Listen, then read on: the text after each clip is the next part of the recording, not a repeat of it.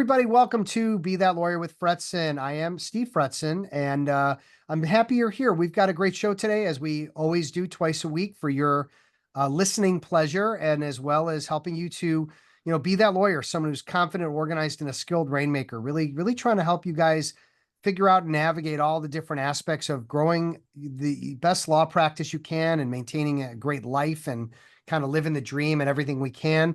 My job is to just continue to bring you great guests. If you're hearing about Fretzin for the first time, I'm not going to spend a lot of time on the stuff I do, but I do a very advanced MBA style coaching and training program. Involves one-on-one coaching, involves being in a classroom, learning all the skills you never learn in law school, and really focusing on internalizing how to do business development as a learned skill and getting the habits in place to do that for the rest of your career. I also, as you guys may recall, run currently 3, soon to be 4 peer advisory roundtables. We take successful rainmakers, put them in a room, let them battle royale it out. No, we help them. They come up with ideas for each other. They solve each other's problems. We challenge each other. We hold each other accountable. It's a very family oriented firm away from your firm. So if you're interested in either of those, let me know. You can go to fretzin.com and just fill out the contact form and we will talk.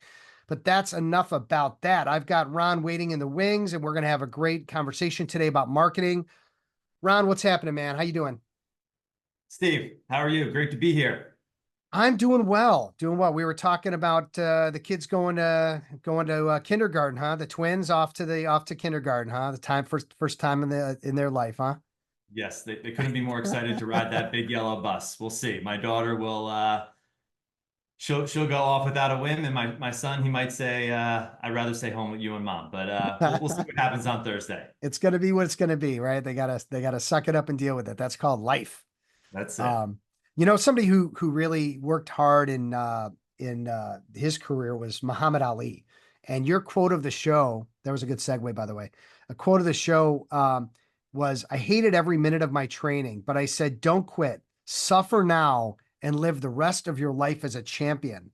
And I want to get your take on that, and I've got a quick spin on it as well. But A, welcome to the show, and B, tell us why you submitted that quote as your quote of the show. Thanks, Steve. And I appreciate the invite. Looking forward to the discussion. And I chose that quote just because as I was growing up, I was a hockey player. I played travel. I played high school. I played college. And, in those years, I didn't appreciate the bag skates and the gym sessions and the constant running and trying to get my cardio to where I needed to be. I thought if I could just stay on the ice, like that was my heaven. That's where I enjoyed life pretty much. Yeah.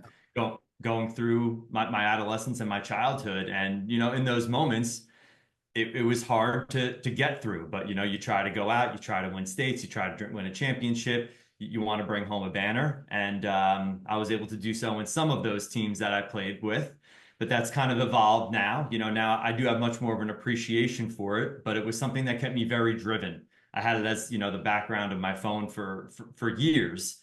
Someone who also is very much a lover of all things sales and business development. I think earlier in my career, putting in the dials or shaking the hands, going to the networking events, I didn't have nearly as much of an appreciation as I do now. So I felt like if you just put in the work, you're going to be able to reap those rewards in the future. Yeah. And no big surprise that my take on this is going to, be around lawyers and business development, because there is a price to be paid to network, to go out and speak, to put in the time to build your brand, to put in the time to develop a network and develop clients and build a book that you can really be proud of.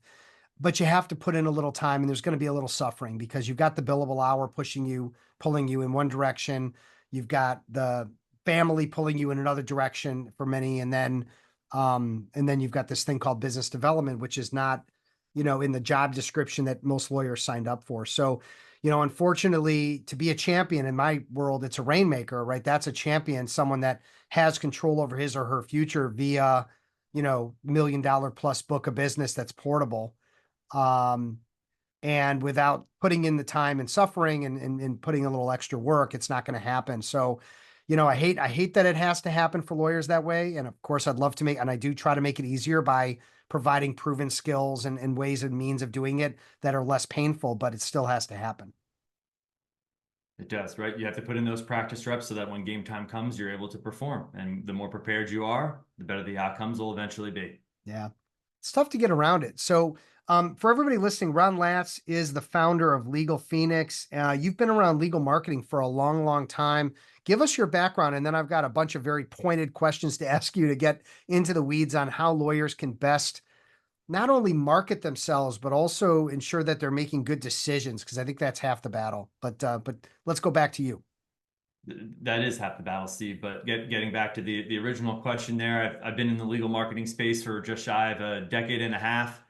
I started with Thomson Reuters, where I was really selling marketing products, advertising solutions to law firms. I eventually did part ways, went out on my own. I started my own business consultancy where I kind of was dipping my toes into more of the fractional space, but there was just really advisory work, providing direction and coaching to law firms who were just unsure which way was up so that they could make smart investments. I ultimately then moved on and partnered ways into helping rebuild a more boutique legal marketing agency where I was responsible for not only outbound sales, inbound sales, but building the customer success and digital strategist function, where again, I was trying to guide firms into products and services, marketing solutions that were going to help them reach their goals. It just got to the point where I had enough of a book of a business to really just go out all on my own. The itch was there. Again, I wanted to build something of my own and be responsible for pretty much everything that comes with owning and running and managing a business. So although I've been incorporated for about 7 or 8 years, I officially, relaunched Legal Phoenix the first of 2024. It's been a very, very exciting 8, almost 9 months now, and I'm incredibly excited for what the future holds. Yeah, and I love the fact that you're a marketing guy, but that you have a sales background involved in that, because marketing and sales, as we have discussed on the show hundreds of times, they go hand in hand. And when you have somebody that's great at marketing but doesn't know the first thing about sales, it doesn't, it's like, hey, you've got a marketing agency, congrats, but they can't sell it, or they have a hard time figuring out how the marketing and the sales components work together to help their clients. Agreed. I think I do have a unique appreciation for that. The left hand there needs to know what the right is doing. I look at it more as like an acquisition function, right? I'm much I'm much removed from the days in where people are arguing over who gets credit, whether it was the sales guy or if it was the marketing campaign. We're all supposed to be in the same boat, rowing in the same direction to achieve the goals that the business or the firm has set out to achieve. Yeah. So I try to bring that alignment in with whatever engagement that I enter into. Yeah. So the thing I wanted to start off with, and I sometimes go negative before we go positive, which is, lawyers, as I mentioned earlier, they don't learn business development, marketing, brand strategy, any of this stuff, unless they have an undergrad in that. And they certainly don't learn any of that in law school and at the law firm level. But they get into either, they become the managing partner, they're in their own practice. The practice, it could be their own practice in under a big umbrella of a firm, or they're on their own building something, and they don't have that background of marketing. And so I mean, that's one reason why they sort of stink at it. But what are some other things that you reasons why lawyers struggle with the marketing side of things? I think it would be the same way that we would struggle if we were tasked with, managing a deposition or going to trial, right? Yeah.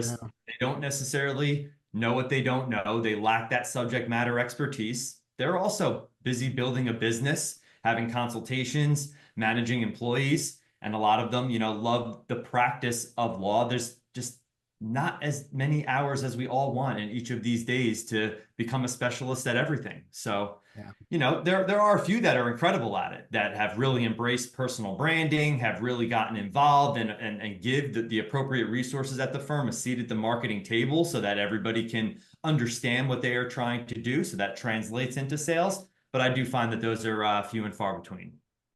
And so there's a lot of obviously different size firms, there's different practice areas, there's different industries, there's all these different moving parts with it. And some marketing is going to work better for some, like, billboards for personal injury, certainly going to work better than for big firm litigation, right? They're not going to do billboards. Sure. But there's things that big firm litigators need to do in developing relationships, strategic alliances, things like that. But how do they manage and evaluate what marketing would work for them? What's kind of like, Is there an evaluation process they should go through or figure it out?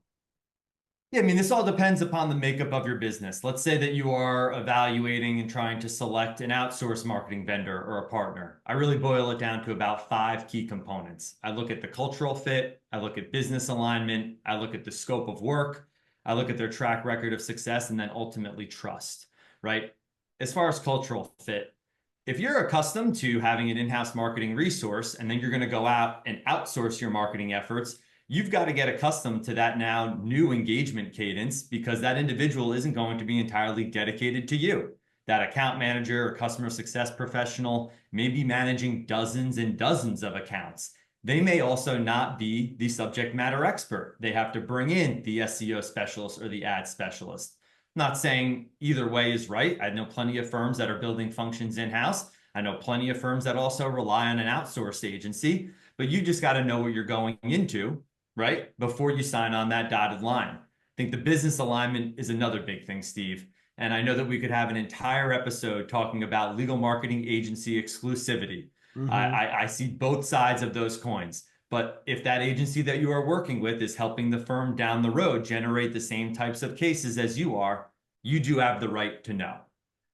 Talk about scope, right? There are some specialists, and then there's also the agency of record model, right? It is a lot easier to have one single point of contact who manages your paid ads or your social ads and your organic SEO, your local efforts, right?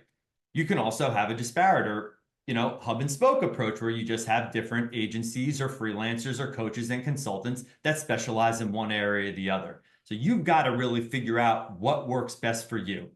Next, the track record of success. Listen, I kind of harp a lot on previous podcasts, on my LinkedIn posts, and I give, case studies a hard time. It's really because I think many of them lack the context as to all of the other complementary or supplemental marketing efforts that were actually adjoined to said campaign or billboard or ad or video. It's very uncommon where it was just one single source generating all of these leads. It's that flywheel that's working together. And Yeah. then finally, trust. You've got to like the people that you are working with. If you're going to be spending tens of thousands of dollars a month or hundreds of thousands or even more every single year, you've got to be able to work with them, have some difficult conversations, make sure a feedback loop is created so that, again, they know what is happening, when it's happening, and why it's happening so everyone's on the same page. And those are pretty much what I lead with when I'm trying to help a firm and guide them through that process.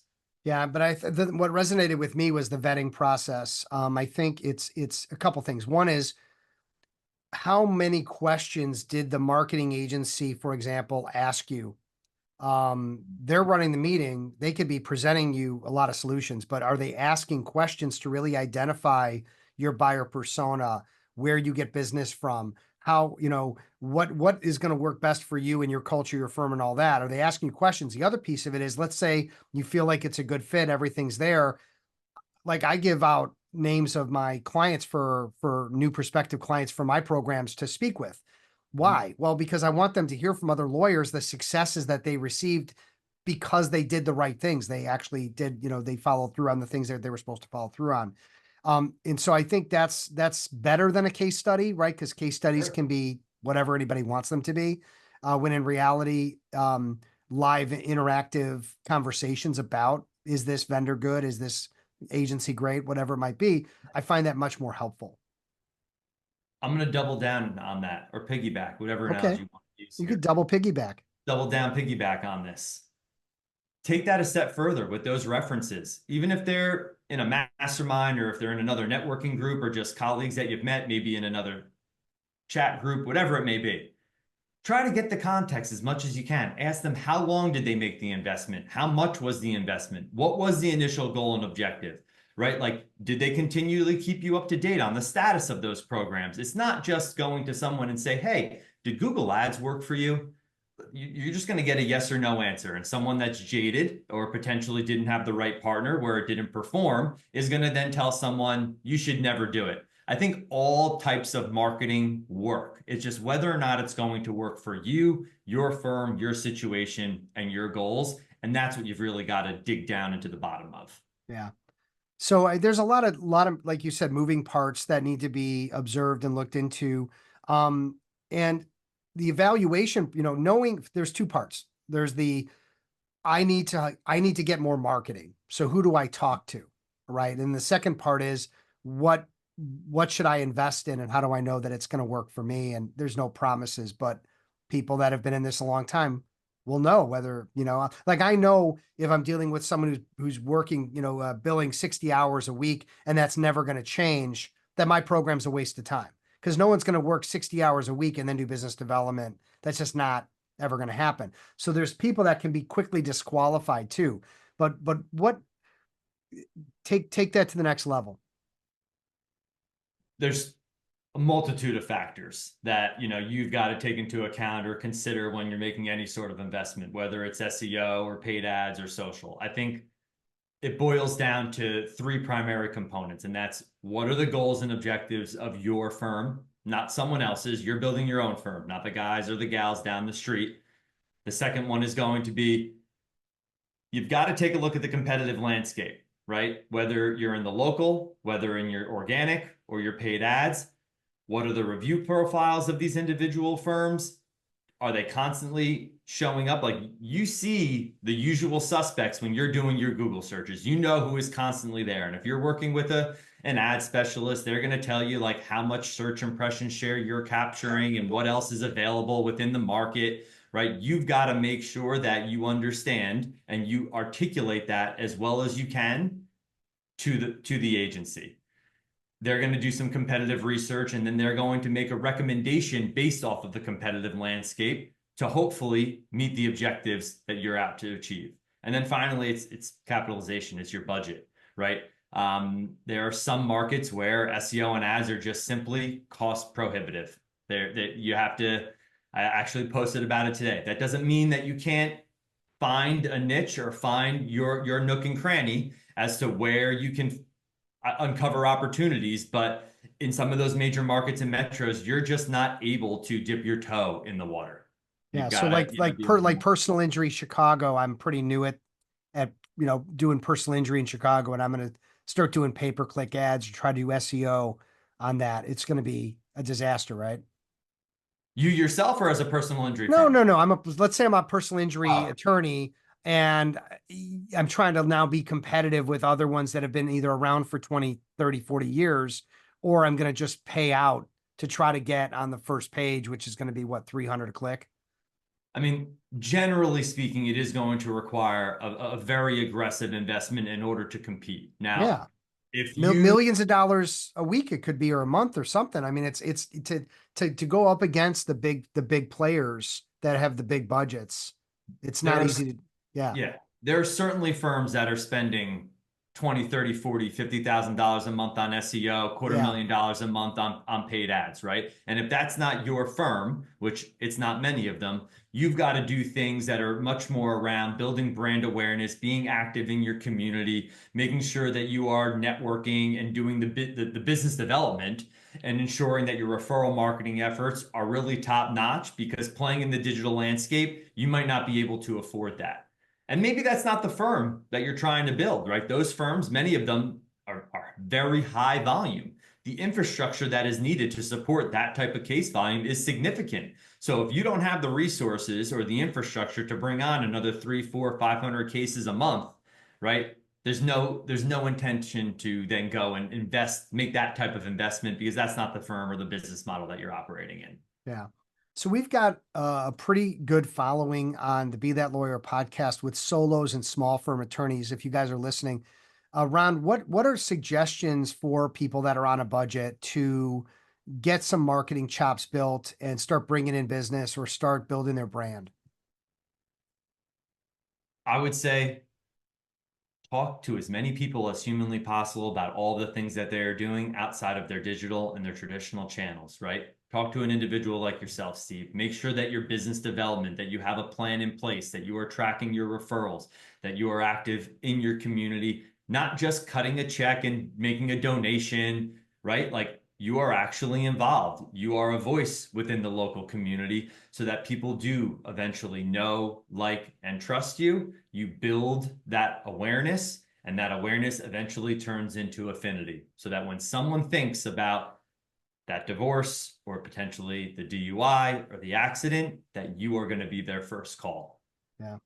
I mean, here's just a quick list I wrote down as you were talking. And this is not rocket science, everybody, right? You've got speaking opportunities where you can demonstrate expertise. You could write on your blog and promote it on social media, or write for a publication. Like I write for Above the Law, and you know, I'm getting quite a bit of traction with that. Networking, right? Developing relationships, attending groups, associations, attending conferences. Social media is like the great equalizer, right? So the biggest companies and the smallest players can all compete on social media. Obviously, I'm a huge podcast fan. I've put a ton of my clients into podcasts. It's a great way to meet people and get the word out. Like Ron and I, right now, we're having this great conversation, and part of that is relationship building, right? That we do something together. We're collaborating on a project together, like a podcast, and then of course writing a book. And that's just another way to, you know, these are all things that are fairly inexpensive to do. They just take your time and effort. And I think your point, Ron, is talk to people like me, but also talk to other people in your area that do what you do to find out what's working for them. You talked about social, like LinkedIn is one of the primary ways I was exposed to most of your content, Steve, and then getting into the podcast. Yeah. LinkedIn was a ghost town 4 or 5 years ago on LinkedIn. Right now, you see an emergence of individuals trying to build personal brands. And I work directly with firms that are also trying to leverage that to build up more referral connections, not only within their own practice area, outside of their practice area, to get opportunities to speak on podcasts or webinars or other panels. Yeah. It's a great opportunity that still exists on that platform. Yeah. And one thing that free marketing, like we're talking about with social media and some other factors and business development have, is that they can help you build in and bring in enough business to start putting money away to reinvest in the business. You know, if you're just living check to check, or you're not able to like pay yourself and things like that, it's very hard to then invest in marketing and feel good that you're going to get a return, and that's going to end up working out. That's why people get further into problems. I would rather see someone put away $20,000 to $50,000 because they're doing either free marketing or business development, so that then they can decide, hey, you know what? Now I need to talk with Ron. I've got $50,000. It doesn't mean you have to spend it all, but it means that you've got some money as a buffer. That's really what I'm looking to help lawyers get, is that buffer, so they can make investments in their business. So if they get that buffer, or if they're willing to take, you know, somewhat of a risk to market, what's the formula that law firms could or should use to determine what they should invest in, and then how much to invest? Sure. It really depends upon where you are in your stage of your business or in your career. Obviously, if you are just coming out of law school and attempting to put up your shingle, you talked about putting away the $20,000 to $50,000. You might not have that. You might not have those funds. So what are you going to invest? You're going to invest your time. You're going to invest your time into trying to build a book of referrals so that you can have those individuals come to you when it's time to have a case. If you've been with an established firm for some years and then go out on your own, you might have a book of business already, and you might have some cash reserves. Not saying you've got a war chest in the back, but you might be able to afford building up a website, doing some local ads, getting your Google business profile set up. And then there are those that are a little bit more fortunate and they do have a lot of cash at their disposal. They've been very successful within their career. So they're able to outlay a large sum of money in order to get their presence out there. Most of my firms look at it a couple of different ways. Some will just allocate a percentage of their revenue towards their marketing, and then they're going to put it in the appropriate channels depending upon where their audience is. Others that are slightly more sophisticated in their reporting and understand like their average cost per lead or their acquisition costs, right? And if they take it a step further, those costs by marketing channel, they can kind of reverse engineer how much visibility they need to generate the amount of leads that they have to acquire or generate. And then based off of their conversion rates, how many of those will potentially convert and turn into revenue. And then finally, like it's not always necessarily a revenue goal. Like some goals and objectives are just for geographic expansion. You want to open up a new office. Others want to add a new attorney or a new practice area. And then depending upon, again, what the target is, you can then make an adjustment around how much money you need to invest in order to achieve it. Yeah. Well, really great stuff there. As we wrap up, want to, of course, talk a little bit about our game-changing book or podcast. And this is a double trouble one because we've got someone that has books, but also that you say are really amazing and then are awesome. And then also doubles as a podcast. So April Dunford is obviously awesome. And then positioning with April Dunford. So tell us about your relationship with this amazing marketing strategist. I mean, I started following April on LinkedIn. I heard about her in the Exit 5 podcast. I heard about her through Refine Labs, a lot of other resources. And essentially, her book is How to Nail Product Positioning to really get customers to get it, buy it, and love it. I think that's the obviously awesome subtitle. She's got a complimentary book after that called Sales Pitch, which is an incredible sales book as well. But her podcast also, some of the earlier episodes will dive into like her 10-step framework. And I think messaging and positioning is somewhat, if not misunderstood, it is neglected within law firms. And it's an incredible resource to kind of ensure that you are sending the right message and positioning yourselves, because it's all about how the prospect is viewing us in their mind. It's not just about we will get you justice, we get you what you deserve, we fight hard for you. That's all we. You know, she really helps boil it down in pretty simple terms, how to differentiate yourself, how to position your service or your product in a way that I think is like none other out there. So I highly recommend the book and the podcast. Awesome. Awesome. And as we wrap up, I want to thank our sponsors, Rankings.io. And of course, I want to just promote the Rainmaker Roundtable. So again, if you're suffering in silence as a managing partner, as a rainmaker at a big firm, doesn't matter if you're doing between 1 and 10 million and you want to get involved in a group of supportive, ambitious rainmakers to surround yourself with and talk shop, please just email me at steve@fretzin.com or go to my website, fretzin.com. Ron, if people want to get in touch with you, they want to, just to clarify, you're the one that's managing the agencies. You're not the agency that would do SEO. You're the one that's managing the relationships with all the different players that would handle the actual work.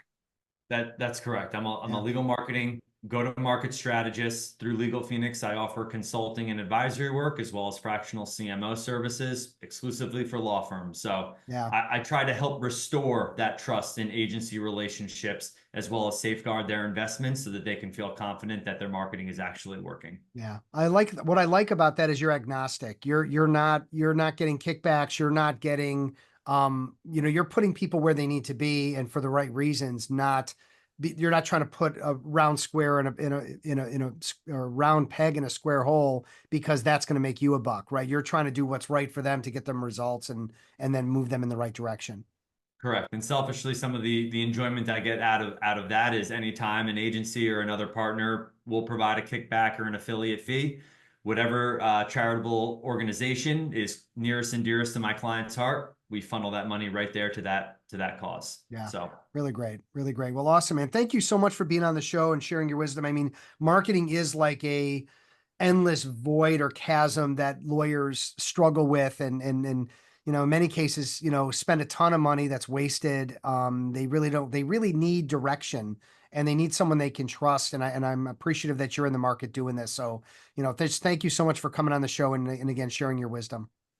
Thanks, Steve. It was great. I really enjoyed it. Yeah. Hey, and thank you everybody for spending some time with Ron and I on the Be That Lawyer with Fretzin podcast. We are working here on your behalf to help you be that lawyer, someone who's confident, organized, and a skilled rainmaker. Take care, everybody. Be safe, be well. We will talk again very soon.